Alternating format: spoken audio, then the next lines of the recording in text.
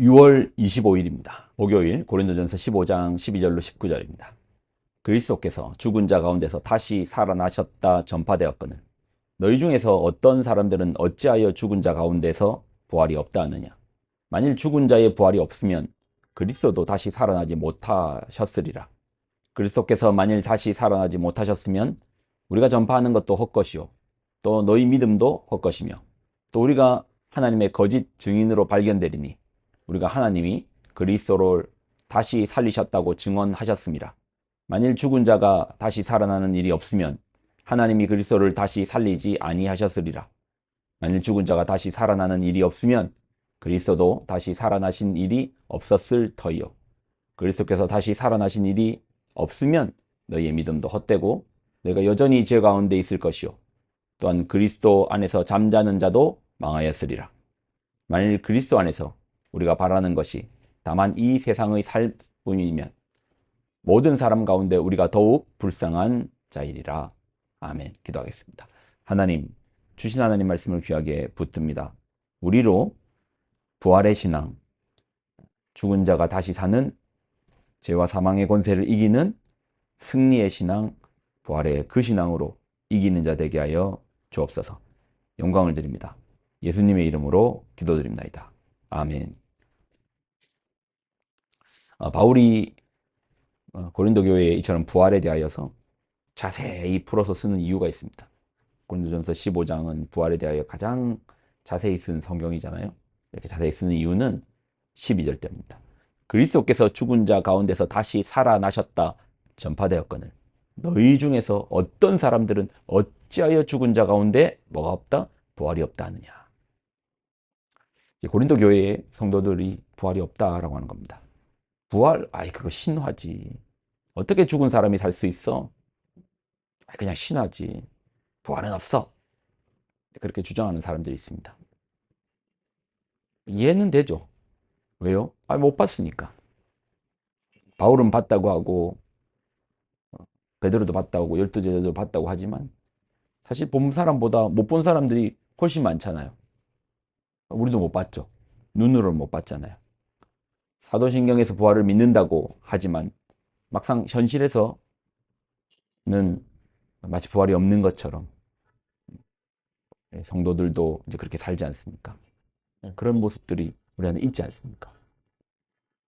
그런데요, 여러분 잘 생각해 봐야 되는 게 있습니다. 부활은요, 그렇게 만만하게 있어도 없어도 그만 할 수 있는 신앙이 아닙니다. 부활은 기독교의 근본입니다. 여러분, 우리가 이제 우리의 신앙을 이제 기독교라고 하잖아요. 이 기독교는 부활 없이는 기독교가 될 수 없습니다. 우리의 신앙이 부활 없이는 신앙이 될 수 없습니다. 아니, 부활을 안 믿는다고 우리 신앙을 아무것도 아닌 것처럼 여길 필요 있습니까? 부활을 안 믿고도 신앙생활 할 수 있는 거 아닙니까? 13절로 14절입니다. 만일 죽은 자의 부활이 없으면 그리스도도 다시 살아나지 못하셨으리라. 그리스도께서 만일 다시 살아나지 못하셨으면 우리가 전파하는 것도 헛것이요 또 너희 믿음도 헛것이며. 부활이 없는 믿음은 믿음이 아닌 거예요. 15절로 17절. 또 우리가 하나님의 거짓 증인으로 발견되리니 우리가 하나님이 그리스도를 다시 살리셨다고 증언하였습니다. 만일 죽은 자가 다시 살아나는 일이 없으면 하나님이 그리스도를 다시 살리지 아니하셨으리라. 만일 죽은 자가 다시 살아나는 일이 없으면 그리스도도 다시 살아나신 일이 없었을 터이요. 그리스도께서 다시 살아나는 일이 없으면 너희의 믿음도 헛되고 너희가 여전히 죄 가운데 있을 것이요. 부활 없는 믿음은요, 헛것이랍니다. 아니, 그렇게까지 말할 필요 있습니까? 부활이 그렇게 중요합니까? 중요합니다. 왜요? 우리의 신앙은 종교단체가 아닙니다. 선행단체가 아니에요. 봉사단체 아닙니다. 좋은 얘기 듣고 좋은 말 듣고 착하게 살고 그렇게 악을 행하지 않고 착하게 살고 이러기 위해서 모인 게 아닙니다. 기독교의 본질은 구원이 들어갑니다. 구원. 구원이란 말은 무엇으로부터의 구원인데 그 무엇이 죄입니다. 죄로부터의 구원이에요. 죄는 강력합니다. 한 기업의 대표도요, 성범죄를 지으면 감옥 갑니다. 죄인이 되는 거죠. 그리고 모든 사람이 죄를 범하였음에 하나님의 영광, 기준, 하나님 나라 들어가지 못하는 겁니다. 벌을 받는 거죠. 그런데 예수님께서 우리의 죄의 문제를 짊어지시고 죽으셨습니다. 그리고 사망 권세의 아래 있지 아니하시고 부활하셨습니다. 뭐를 이기셨다? 죄를 이기시는 겁니다. 그 강력한 죄를 이기신 거예요.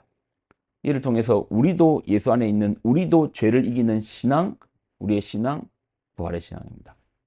근데 부활이 없다고 하면 죄에 대한 승리도 없다라는 겁니다. 죄를 통해서 죄를 지으면 죽는다가 끝이 되는 거예요. 죄를 지으면 죽는다가 끝이 되는 거예요.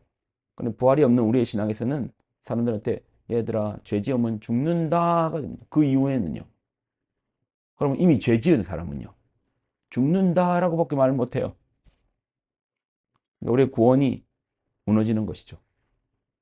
18절로 19절. 또한 그리스도 안에서 잠자는 자도 망하였으니 만일 그리스도 안에서 우리가 바라는 것이 다만 이 세상의 삶뿐이면 모든 사람 가운데 우리가 더욱 불쌍한 자이니라.